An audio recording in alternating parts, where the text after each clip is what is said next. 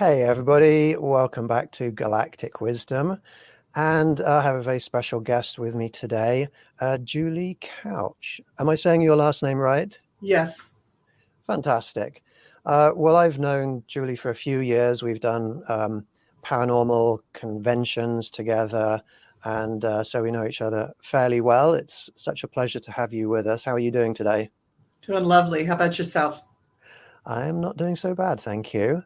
Now, I have a list of a few things here that you describe yourself as: an intuitive psychic medium, a bone reader, a Reiki master, a spiritual cleanser, a demonologist, and an apothecary master.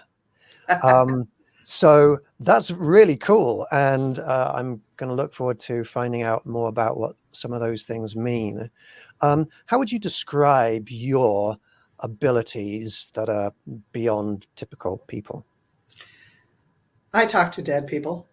I talk to lots of spirits. I'm able to see some dead people. They make themselves known in physical appearance, sometimes just in talking to me. Sometimes I get black and white snippets of things in the past for people, and then things, other beings will pop into those things as well. So multiple different ways. I use my senses. I can smell things. A lot of times the spirits will make connections with me of past lives or even passed on loved ones. And it will be through stinky feet or cigarette smoke or something that they're known for that the family knows them for. So that way I can say, he's got his feet up in the air and they smell really bad. And they're like, oh, that was dad. He was always sticking his feet up in our face. And we could, and so I relate that way. I do a lot of pendulum work and decision making based on spirit calls. So I will ask my spirits for direct messages and they will tell me yes or no. And they sometimes will tell me why. I do channeling so I can make contact. And fortunately for the people that I'm working with, and unfortunately for myself, I let things come into me and I can channel things that way. That does take a toll, and I try not to do that. But unfortunately, I haven't figured out how to completely stop that process yet. So that happens.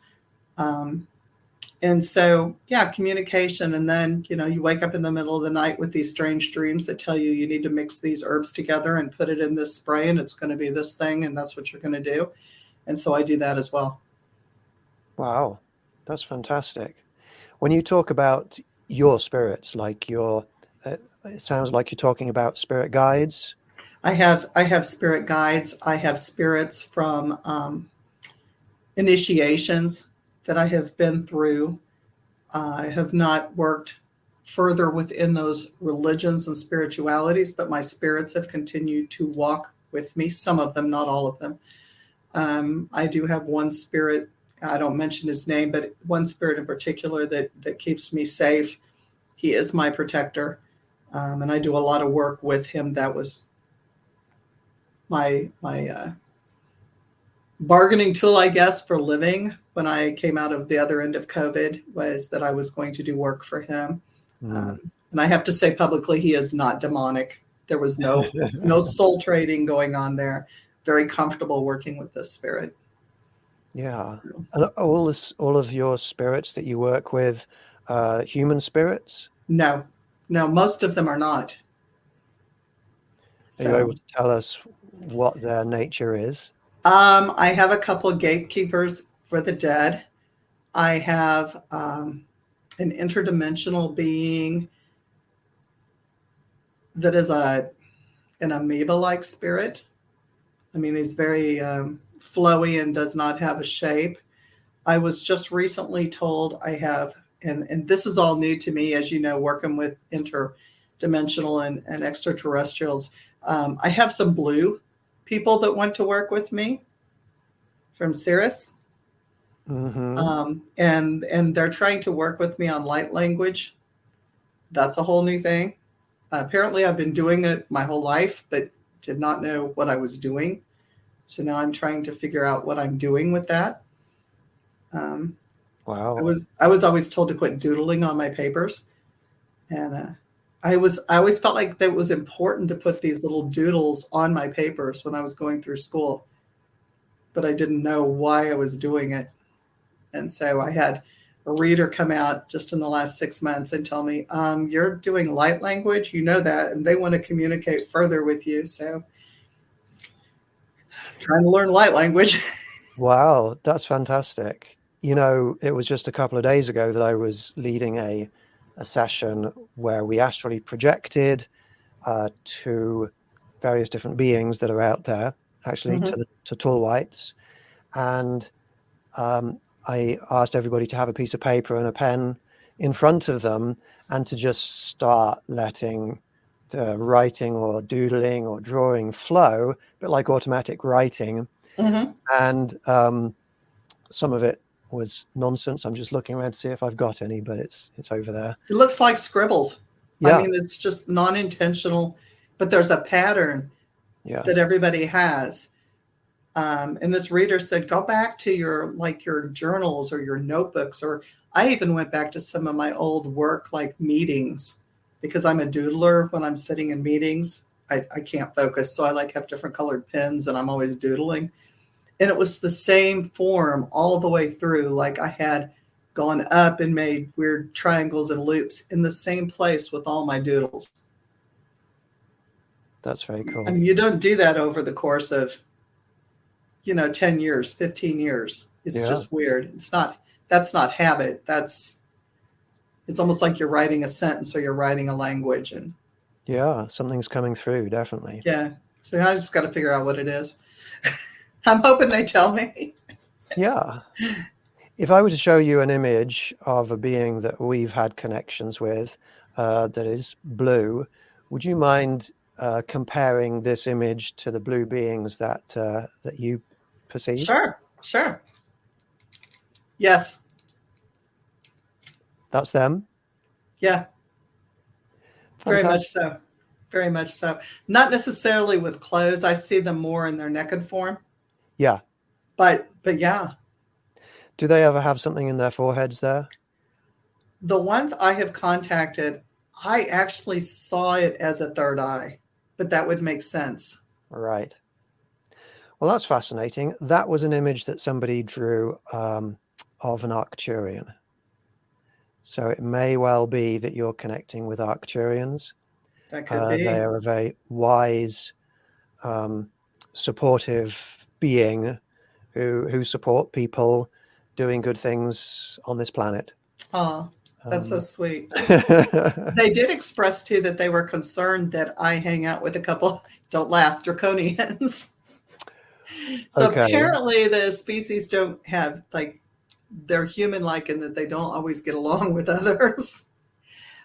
They said they're kind of nefarious and you have to watch them. We really would like you not to work with them. Okay. But a cod keeps popping up and my history with a cod. Yeah. Would you like to explain to everybody who Icard is and how you met him? We were at, what park was that? That was Shawnee Mission Park. Okay, Shawnee Mission Park. And we were doing an event where we were sending out light and love and just attempting to telepathically communicate with any beings that were out there. And I had a reptilian drop in who decided to check me out. And during that time, I think we even had sensors, temperature sensors. I got extremely cold, frigid, like my body temperature dropped till I was shaking. Felt like I was levitating. I don't think that was confirmed, but I felt like I was weightless. And I was sniffed all over, and he made it very clear that, he was interested in peace. But he had to check me out first and had to get to know me. Yeah. And he was very large and he did have an odor. I mean, he smelled like reptiles. And I was totally comfortable around him. He did not feel dangerous at all. There was no harm intended. I thought, well, hey, maybe I've made a friend. If not, we made a contact. And then, gosh, I'm bad on timelines. 6 months. Well, that was in the summertime, wasn't it? I think so, yeah. So it was probably, no, I can't remember when I contacted you, November, December. Maybe it was, yeah, I'm thinking November or December. I was doing an investigation at a house. And without getting into personal details of that, somebody in the household, being a teenager, had called something dark into the house to take out her stepmother, because teenagers have angst and they do strange things sometimes. And it was on a large piece of property that had elementals and other things. And a cod dropped in. I was doing Ellis method in a closet where there had been some trauma. And a cod dropped in. And I'm thinking, why is he here with me at this house? What's the connection? And he said, there's going to be a strange being that looks just like me that's going to come in. And I need you to know he's not one of us and he's not one of my family. I thought that was very strange. I'm like, so you're coming in because I'm threatened? Is something going to happen? And this thing that was larger, I felt like larger presence than he was, came in. And he was very, and I ended up channeling him kind of by accident. And I guess I was on my hands and knees smelling my teammates, and I was digging at the floorboards with my fingernails. And we have all that on video. And one of the guys put a blessed cross, a blessed rosary in my face and said, are you afraid of Jesus Christ? And they told me, I just laughed. And I said, oh, no.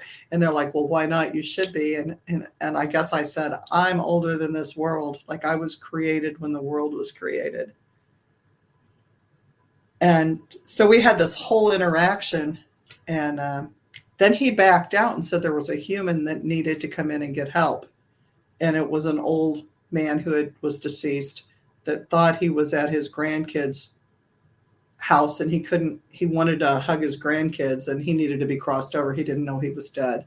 And he was actually reaching out and scratching the little ones in the family, but he wasn't trying to. He was trying to hug them. He thought they were his grandkids. He thought he was at his house. And so the being informed me that he was a draconian. And he let the old guy transcend, and he didn't come back either. So I don't know. So that draconian was assisting the man? Yes. And I thought that was very strange. Okay. But I mean, it was very peaceful. Draconians and reptilians look similar. They both have reptilian type appearance, but draconians have a name that is, and they have more horns, I think. They've got more knobs, or I would call them horns, structures coming out of their head. Right. They're a little, I think of draconians as almost being T-Rex type face. I mean, it's a different type of face. The draconians have more knobby protrusions. Yeah. And their eyes are set back a little bit more and a little bigger. Okay. But they smell the same. And I think Akkad's point was, to me, not knowing they were all going to look the same, and I wasn't going to be able to distinguish that this was not, right. This one was not like he was. Yeah. So he was giving me a warning, because this one was old. Like, I mean, he made it very known to the entire team that he was as old as the earth. That's fascinating. And he thought it was really funny that they stuck a cross in his face. I mean, he's just like, I don't know what you want me to say. No, I'm not afraid of that thing at all. Nope. Okay, I'm older than that. Not a vampire then? Not a vampire, no. I'm sure he doesn't eat garlic either, but... Yeah.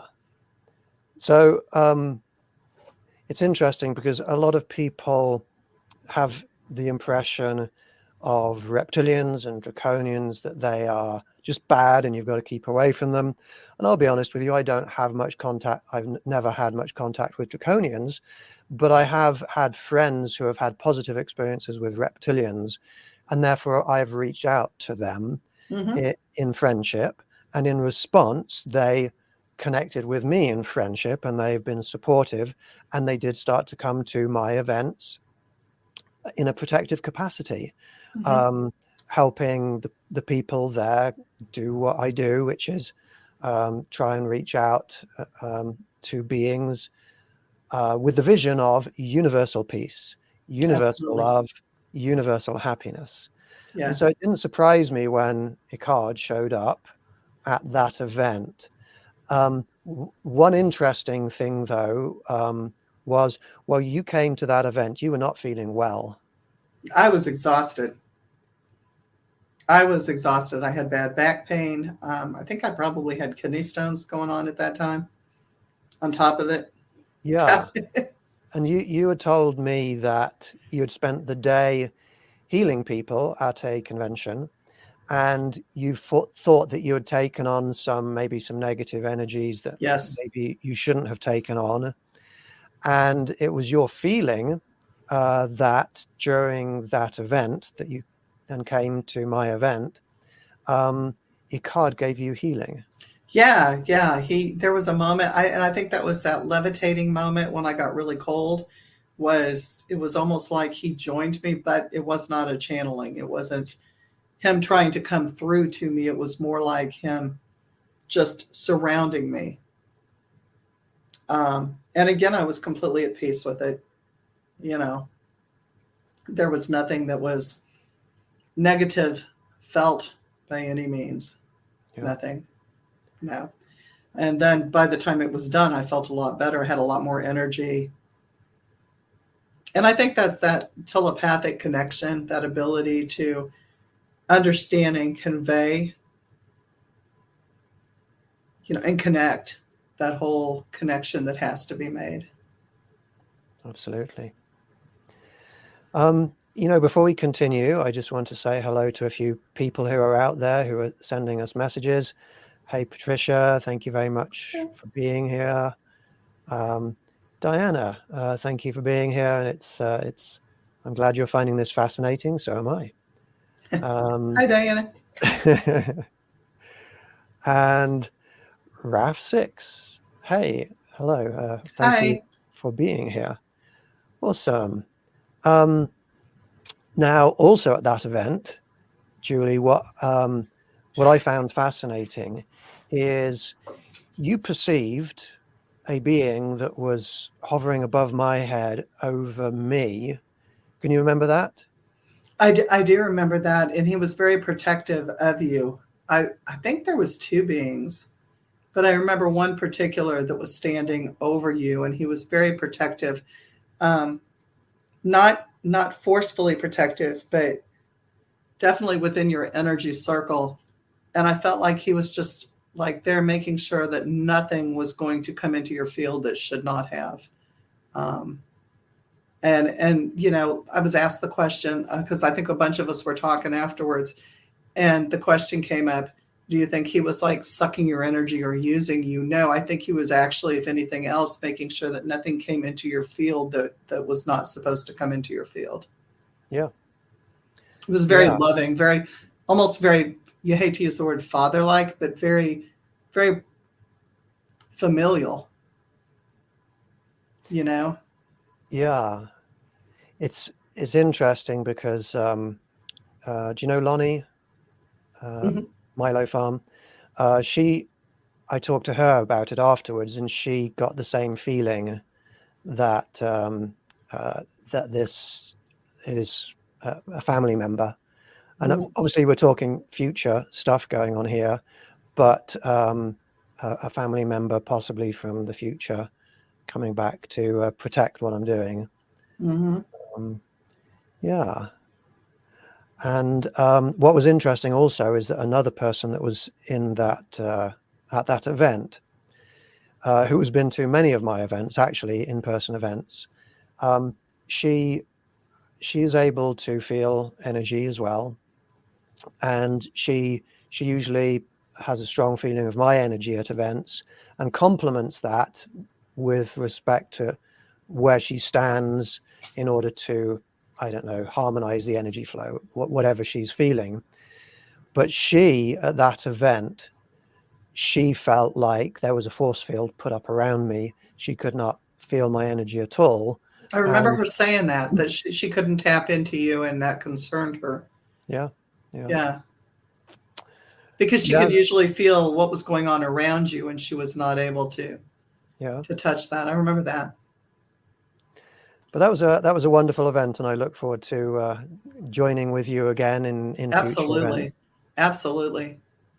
Now, one thing, you know, you deal with, you help people, and you help people sometimes who have got negative energy or beings connected with them.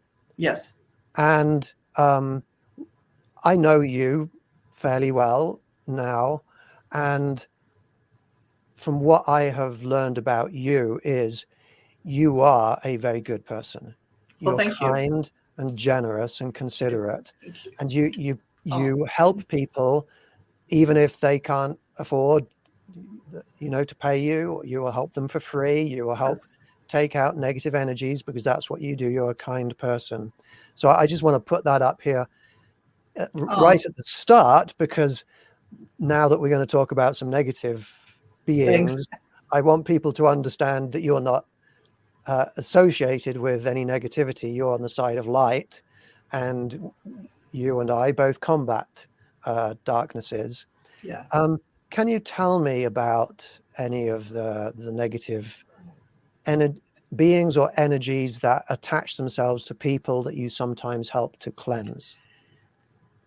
I've come across quite a lot of different types. I have come across what I would consider to be demonic energy, um, that which was called in, which I hate to say on purpose. If you could actually play off that accidentally on purpose because they did not give enough seriousness to what they were doing and who they were hanging out with. It's all fun and games until somebody gets hurt. Yeah. And they played the game, and they got very sick. They were very sick from it. That was probably one of the worst cleansings I've done because I was attacked and channeled.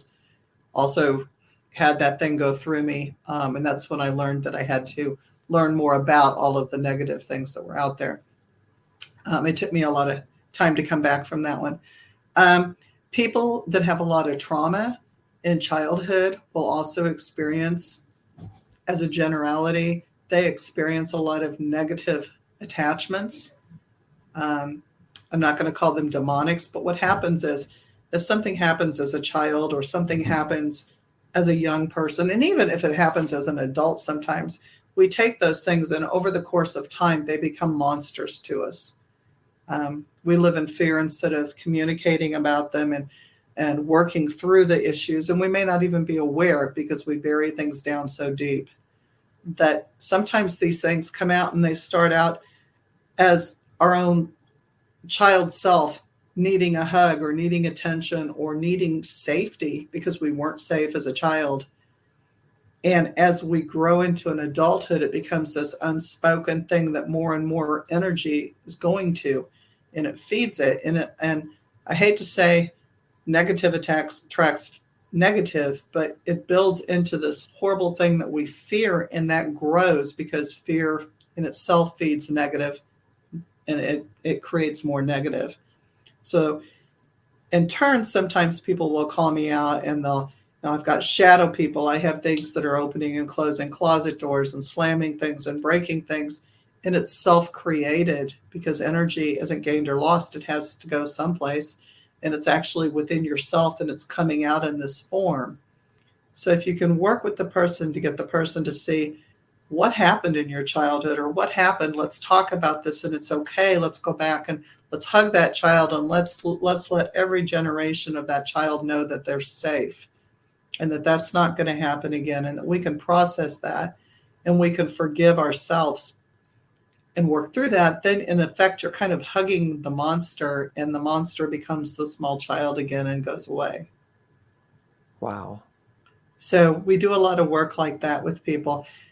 There are paranormal investigators that go to houses and they clean houses. They investigate houses and don't clean houses. Um, I never understood the teams that would go out there and they get data. That's great. But then they walk away and they leave people that are struggling and they've got it. And I'm not knocking that. If that's what you do, that's what you do. That's not for me. So if somebody wants help and they're struggling, that's what we do. As we go in and we try to figure out the source to the best of our knowledge. We try to clear the source if the source needs to be cleaned. Not all sources need to be cleaned. I'm not going to remove grandma. If grandma causes you peace and grandma wants to be there in peace. Yeah. I'm not going to do anything to someone that comes in peace or something that comes in peace. But, working through things that are hurting people's bodies and hurting people's minds, or that have come in through years of addiction and they're no longer, using, they're clean and sober and they want that aspect out of their lives. That's what we do. So let me see if I can understand this correctly, what you're saying. When there's darknesses of circumstance, perhaps in somebody's life that may cause trauma, emotional upset, that can cause a darkness within them. Yes. A pain that at the start is an unconscious. It's an unconscious. I mean, it doesn't have its own consciousness. It's part of the person's Correct. Darkness. But when you have a darkness like that, it can leave you open to other beings coming in because of that darkness. Yes. And they can be negative beings. Yes. And you work with people to cleanse them of both phenomena, both the negative consciousnesses that come in and also almost the psychological, spiritual darknesses or traumas within a person. Correct. Well, you are doing good work there. Well, I hope it's not me. Like, I like to thank my spirits because I'm a vessel. I mean, it's not Juli. When Juli does these things, it's not me. It's a higher consciousness that connects with me and allows me to do that. It's not, I'm blessed that I am that vessel for the spirits to work through and help people. That's awesome. Now, I've heard other mediums and psychics describe sometimes seeing negative entities attached to somebody. Yes. And in particular, very, very often people who are alcoholic or have drug addiction or very, low personal energy, are those negative entities that sort of almost parasitic entities, are they dark human spirits, or are we talking about other species? I feel like there are other species. When you say, are they other human beings or human spirits, I feel like in that regard, it's probably generational. But those disease processes are generational oftentimes. So it's hard to say where it started. I personally have seen experiences where people have started out as small children in abusive and alcoholic, drug addicted homes. And they'll tell me I had an imaginary friend. And I get the same story. I had an imaginary friend. He kind of looked like Sully on Monsters, Inc. And I'm not saying to anybody Sully's bad. I love Sully. He's like one of my favorites. But I also sit on the front porch and smoke with my demons. So, I'm okay with monsters. But he'll start out like that. And then as the years progress, Sully becomes very mean. And he becomes demeaning and oppressive. And the self-talk is no longer, I'm your best friend and we can do anything. But it's like, you're stupid and you can't do anything and you're worthless. Which then formulates the pattern of drug addiction and alcohol addiction. So you trace back how far in the generations that goes. And, I don't like to consider those things demonic, but I think they're wannabes or they're subdemons. And I'm sure the Catholic Church would disagree with any of that. I'm not Catholic, so I can call it as I see it personally. But I think that, the first stage of a demonic entity coming in is oppression. It's infestation, where they come in and they creep in through different things. You think about like roaches coming into your house, and then you have a bunch of little roaches coming into your house, and now you can't leave your food out. You can't do your normal tasks. You can't leave a soda open because now everything is shut down because you've got so many little roaches. That's oppression. So the beginning of talking to your friend and having the friend be with you every place and these different things as a little child is that infestation stage. And along with that, then you have the addiction in the household. And usually people who are addicted are not, oh, good job, I'm so proud of you. It's usually the opposite. And so here comes the negative thoughts, and it's coming from your family as well. So now you have your little imaginary friends saying bad things to you, and you're feeling bad, and your folks are saying bad things, or whoever you're living with. And then becomes the point where you act out on that, which is the actual possession or the entity attaching to you. And so getting that out and clearing out those sticky things, entities, attachments, whatever you choose, whatever language you choose to make yourself feel better. To me, it's all one and the same. And how do you go about removing these entities from people? I use a lot of Reiki techniques to get into people's chakras and their energy flows. Yoga would call it the winds, the wind channels, and the sun channel. Working with those channels to open up. Sometimes I can see things on people, and sometimes when I put my hands on them, like on their shoulders or the top of their heads, I can feel, and it's almost like a tarry substance. A lot of things come off like octopuses with more than 8 limbs. They just are like, I mean, you're just pulling, and it's like, here's the big chunk, and the chunk stays in, and you're pulling these tentacles out, and they're just oily, gooey, slimy things. And then all of a sudden the person will take a deep breath and they can feel it, and they'll have a physical reaction, and then you can pull it. Wow. So I think in Reiki, they actually call it psychic surgery. They go in through a person and they make an imaginary cut, and they can pull out the gunk, and then you seal it and close it with positive energy. Yeah.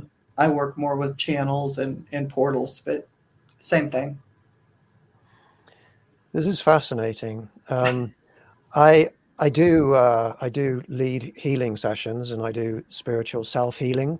Mm-hmm. And we do a lot of visualization of our spirit and our energy flows, and we take hold of those energy flows and we harmonize them, and we if there's injury or disease, we go in there, we dissolve away the disease, and we repair the injury. It sounds similar, comparable to Yes. some of what you do. Sure. So if somebody wants to protect themselves against some of these dark entities that are out there, would you recommend any particular practice like meditation? Absolutely. Knowing yourself inside and out. In witchcraft and different areas of spirituality, we call it shadow work, where you go in deep. Knowing yourself well enough to know that if anything comes out, you're going to have to deal with it. So you're getting into the nitty gritty of your life, and the things that have traumatized you, or the things that have triggered you, and looking at why is it triggering me now? How far back does that go? So self-knowledge and investigation and willingness to go back to those painful things and let them go. I think as human beings, we don't like to let things go. We carry it with us. It's almost like we're a martyr when it comes to our own pain and suffering. So recently, having taken rebirthing classes and Kundalini classes, where you're going in and you're letting go of that trauma as it comes up. And my gosh, 62 years old, and I've had trauma come up that it was like, that was so insignificant when I was 6 years old. But was it insignificant? Because the other night I was up and I had this thing pop up into my head, and I was like, wow, to me that was absolute in that moment. Yeah, but now it seems so. And then I did this whole, wow, that one little thing that was so innocent that my parents did. And it was a very innocent, protective thing done out of love. Nothing abusive by any means, but it changed the flow of my entire life. Not always in a positive way, because it got stuck in my head in a certain way. Yeah. And having to let those things go. So, being willing to face the things that come up and kind of be that investigator, step out of your body and go, where did this come from? Yeah. Let's check this out and let's deal with this now. I put it in a trunk and return it to sender. That's my method. Yeah. And I clear people that way. Like, okay, so you've got this. Pack everything up that uncle said or did to you and put it in a trunk and return to sender. COD it. Yeah. You're not going to carry that on your shoulders for the next 50 years. That's too heavy. It's 150 pounds. Yeah. COD it and return to sender. And it's a lot easier said than done, but there's things you can do in meditation to do that. Salt baths. My gosh. Salt baths. Cleaning yourself, taking care of mental cleaning. If you're too exhausted, if you're too hungry, listen to your body. Too thirsty, too hungry, too tired. It sets you up for a whole lot of negative things. So listening to your body, and when it says rest, rest. When it says drink, drink. When it says eat, eat. Yeah. Spiritual care and having faith in something. I never tell people what to have faith in. Everybody has to figure that one out for yourself. But having faith in something is very, very important. Because with faith comes love. You're giving some good advice here. Thank you very much. And I am enough. I mean, that's the other thing. Most of my clients will come to me, and when I say you are enough, you are enough. It always ends in a half a box of Kleenexes. And I mean, people don't realize their own value. And you are enough. Everybody here is enough, just yourself. And that's so important for self-care. Absolutely. Now, what is an apothecary master? Mixing herbs and tinctures and potions, if you will. Fantastic. And this is what you are. This is something that you do. I do. When I started cleaning people and cleaning spirits, the only thing I had ever run across was, of course, your holy water, because, we use holy water. Florida water. A lot of religions, a lot of spiritualities use Florida water, which is a type of, if I had to describe it, it smells like electroshave. It's a pre-bottled alcohol, high alcohol content, spiritual cleanser. And you can light it on fire by itself. It works really good. Throw it in a cauldron and light it on fire. I often use Everclear with it, and I burn things or I flame things to clean them off. But I didn't like the smell of it because I've worked in institutions for too many years, and it smells like the old electroshave. And I'm like, I cannot stand this smell. And I didn't feel like it was really effective. Like, I mean, I get that a lot of people use it, but it was not for me. It wasn't enough. And I knew I was going to need something a lot stronger for me. So I combined it's the only time I combine different spiritualities, because to me, everything that I've been taught, I keep all my spiritualism separate. So if I'm doing plant-based medicine or plant-based healing, I keep it separate from my witchcraft, which I keep separate from, any of the other, my Christian work, anything that I do for people, I keep everything separate. But I needed something that combined a whole lot of things. And so a lot of my sprays are really heavy tobacco oiled, which gets into your plant and your Native American. And I've crossed a lot of my cultures with my sprays because it was developed originally for me to go in and clean a house, clean a person, do what I needed it to do working with my spirit pool. And then people wanted to purchase it, so I started making it in bulk. And you do sell these products, am I right? Yes. In the broom closet? In the broom closet. And how do people find the broom closet or contact you? I am on Facebook, and the easiest way, because apparently I'm LLC, but apparently there's a whole lot of broom closets out there that are mean all different kinds of things. So um, I'm not in the sex toy industry or anything like that. So if you don't see me on it looking like me, it's not the broom closet. But Juli, Juli Couch on Facebook, and I'm the one with the big dreads. So you see my picture on Facebook on that particular one, that would be me, and you can just text me. Fantastic. And I do sell all my sprays because people like them. I mean, they use them. Yeah. Awesome. And you are a bone reader or Yes, diviner. Mm-hmm. Diviner.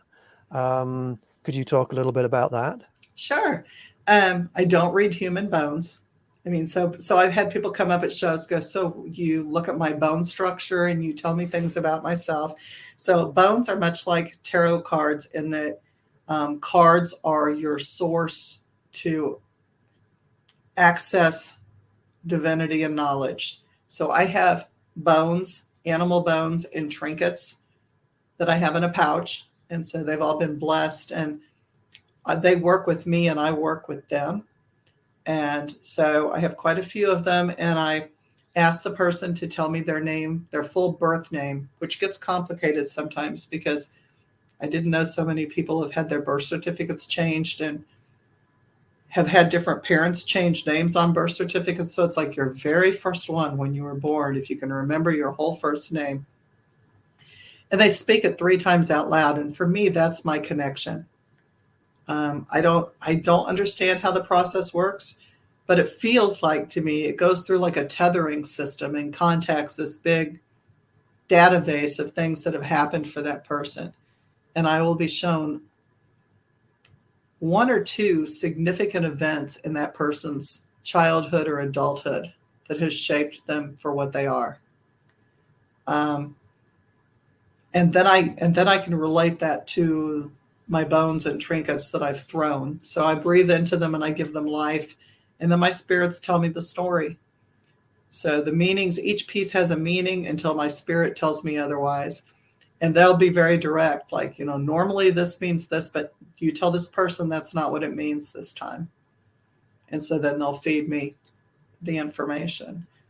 And people are welcome to record those. I've had a lot of recorders in my face and on my bones while I'm working because people they're in the heat of it emotionally and they don't remember what's being said. And if you ask me 30 minutes later, I cannot tell you what I've said most of the time. Yeah. It's definitely a divine energy that comes from something because it's not me. But it's a fabulous thing. It usually lasts 60 minutes unless somebody needs something else with that process. And I get in very deep. Like I can tell people it's really okay. The white tea towels can go in the same drawer next to the blue tea towels, and the forks could go upside down or right side up in your dishwasher. And I don't know why I get shown those things, but it just, let go of some of those things, people. Like it doesn't matter. But it is fascinating the way that different psychics or mediums or people with extrasensory perception can use these different tools to connect with information that's out there. Oh, yeah. Oh, it's amazing. It's amazing. And tarot cards, when I read tarot cards, I do read, I don't like them. It's not that I don't connect to them, but I think I'm fixing to irritate some people here. A lot of people that read tarot cards read it by the book that comes with it. Yeah. And I understand that. And I understand that the 7 of Wands has a great meaning, but that's not what I see when I see the 7 of Wands. Every deck that I use, I connect with on a pictorial basis, and it means something to me. Like I have to be connected to the pictures within that deck. So I could care less that it's got 7 wands or 7 cups in it. It's more like, what is that picture holding that telling me? And the spirit gives me a story to spit out. It's not the book by book stories. So in the Midwest, I found that intuitively reading a tarot book, people don't want to pay for an intuitive reading. They want to know because they also know what the deck means. And so it's harder to trust, but they'll trust me with my bones, which is strange. But yeah, I work better with oracle decks because they tell my story. I can tell your story without being kept in a page in a book. Yeah. I'm not sure if you would agree with this, but I feel like there's two paranormal processes involved, at least when people are using tarot cards or bones or doing palm reading or, these processes. First of all, I feel that there is most likely a paranormal manifestation involved where the person who is doing this is connecting with information that's out there and thereby manifesting a card to be drawn or the bones to lay in a certain way that is beyond just what would happen if somebody that wasn't psychic just threw the bones down on the table. But then there is the interpretation, which is also the medium or the psychic utilizing what the tools are to connect to higher realms, higher beings. So it's a two-step process. So if you had somebody that wasn't the slightest bit psychic, who didn't know what they were doing, just using tarot cards or throwing these bones, I don't think they would get any psychic intuition or information. No, I would agree with that. Yes.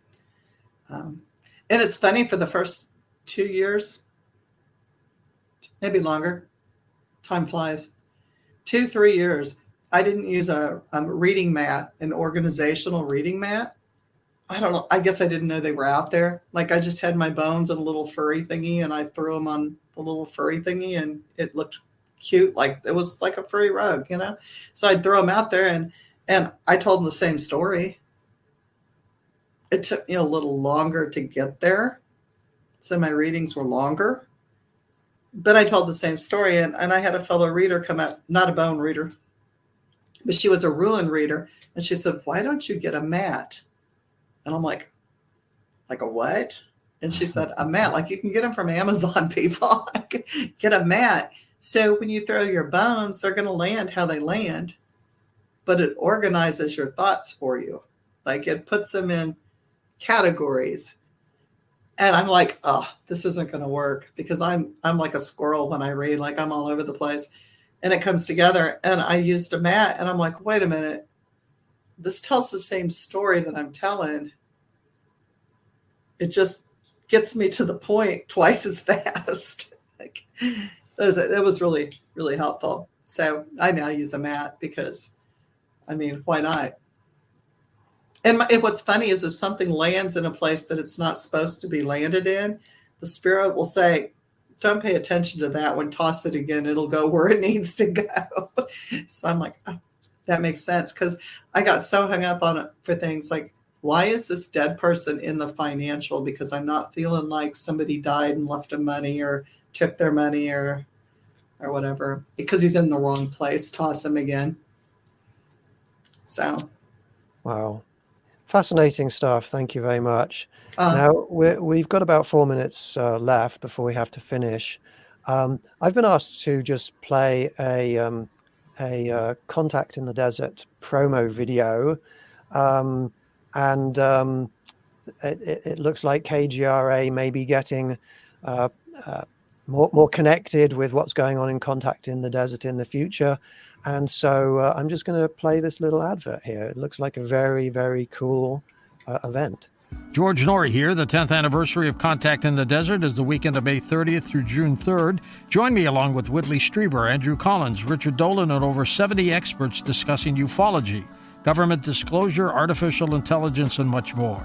And for the first time, I'll share the stage with Coast to Coast AM weekend host George Knapp, so make sure and join us for our Ask George and George discussion. 1-day and 5-day passes available now at contactinthedesert.com. Don't miss out. That's contactinthedesert.com. Awesome. That looks like a great event. I recommend people check that out. Also, if anybody's interested, in approximately 1 hour, I am going to be hosting in the Galactic Wisdom Patreon group. I am going to be hosting an astral projection and remote communication with the Galactic Council of alien beings, whether they're terrestrial, some of them, or all of them extraterrestrial. Not quite sure yet, but we've formed a relationship with them, and we're going to be reaching out to them in my Patreon group in approximately 1 hour. So you have enough time if anybody's interested in joining that. We do this every Thursday evening, and we see them and we connect with them in similar ways that Juli has described, connecting with some of the beings she's talked about. Well, Juli, I just have a quick question for you. Maybe you can answer it in the minute that we have remaining. The connections that you have now formed or starting to form with extraterrestrials or alien beings, advanced non-human entities, do you have a direction, a purpose, a goal in mind for where that's taking you? Well, definitely peace and love and light. You know, I think our media and government has conditioned us to believe the worst or expect the worst.